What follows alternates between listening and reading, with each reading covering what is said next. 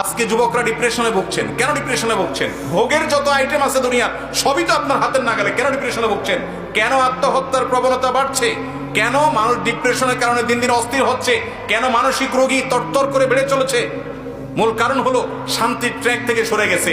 শান্তি ভোগের মধ্যে নাই, শান্তি নাটক সিনেমায় বুধ হওয়ার মধ্যে নাই, শান্তি মাদকের বোতল হাতে নেওয়ার মধ্যে নাই, শান্তি জেনার মধ্যে নাই, শান্তি চোখের জেনার মধ্যে নাই, শান্তি দুনিয়াতে ভোগ আনন্দের মধ্যে নাই।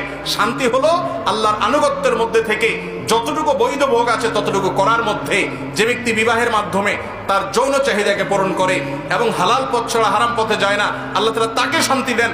যে অশান্তির পথে যায়, হারাম পথে যায়, অবৈধ পথে যায়, আল্লাহ তাআলা তাকে শান্তি দেয় না। এই জন্য একের পর এক দেখবেন চেঞ্জ করতে থাকে তার লাইফ পার্টনার, কিন্তু শান্তি কোথাও পায় না, ডিপ্রেশনে ভুগতে থাকে। আল্লাহর কসম, এই দুনিয়াতে ভোগে আল্লাহ শান্তি রাখেন নাই, ত্যাগে শান্তি রেখেছেন, আল্লাহর নির্দেশ মানার মধ্যে শান্তি রেখেছেন। আল্লাহ বিযিকরিল্লাহি তাতমাইন্নুল কুলুব। যুবকরা শান্তি পাচ্ছেন না, ডিপ্রেশনে ভুগছেন, আল্লাহর ছায়াতলে আসেন।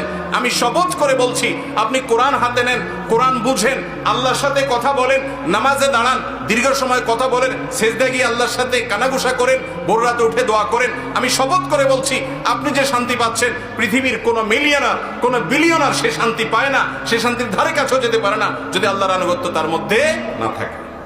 চেষ্টা করবো না ইনশাআল্লাহ। আল্লাহ তাআলা আমাদেরকে আমলের তৌফিক দান করুন।